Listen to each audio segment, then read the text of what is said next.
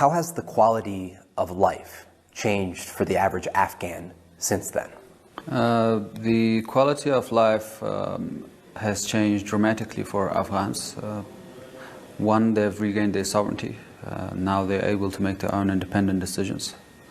And for the rural class, which comprises most of the country, nearly 75% of the population, the life has improved vastly as they are now able to get along with their daily lives in terms of agriculture, tending to their lands in a peaceful and quiet manner.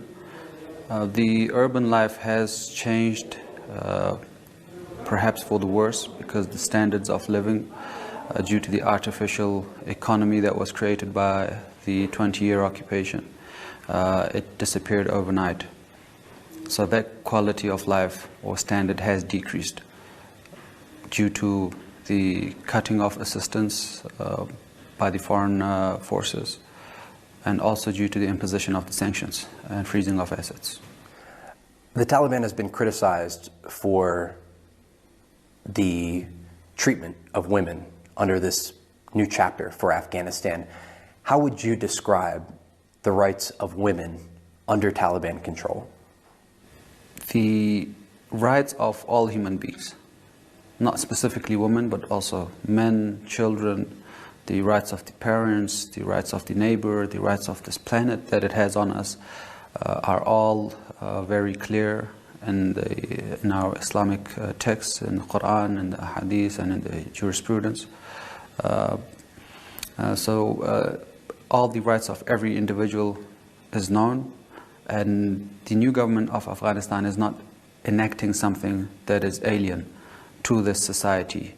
Are women free in Afghanistan? Of course. Women can't go out in public alone at night. They can't serve in senior government roles.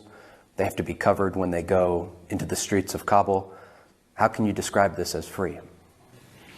Again, the laws of the country regulate how people conduct themselves when in the public. That does not in any shape, way, or form mean that someone is free or is not free. There's many states in the United States that also has a dress code. In vast majority of the United States, you cannot go to the church in a bikini or in a swimsuit. So these laws are there for the protection and the well-being of the people of Afghanistan. Why is it right now that teenage girls in Afghanistan are unable to access secondary education? There is a mix of reasons. It's not just one or two. It's cultural constraints, it's financial constraints, it's lack of teachers, it's lack of resources, books, pens, and otherwise.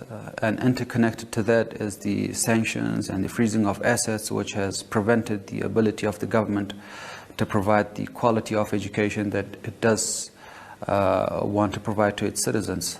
But the most important part of this question is the policy. And the policy of the Islamic Emirate of Afghanistan is very clear when it comes to education, and that is all citizens of Afghanistan have a right irrespective of their gender.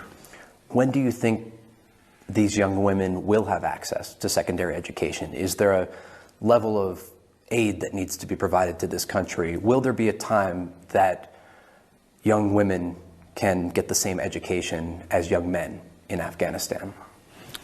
Even at this very moment that we're sitting across one another, girls are getting primary education, men and women are getting higher education in universities. Women are, or girls are getting secondary education in more than a dozen provinces. What we urge the United States and other states that are trying to weaponize this issue to help, if they really do sincerely care about the well-being and education of the people of Afghanistan, to assist in areas that are open, and through it show their sincerity and their goodwill towards the people of Afghanistan. Late last month, the leader of Al-Qaeda, Ayman al-Zawahiri, was killed in a U.S. drone strike in Kabul. Did the Taliban know he was here? The Islamic Emirate of Afghanistan made it very clear that the leadership was not aware of either his arrival nor his presence in Kabul, and they will continue to conduct the investigation to verify facts. But the fact of the matter remains that this was a grave violation of international law by the United States of America, conducting unilateral actions inside a sovereign state.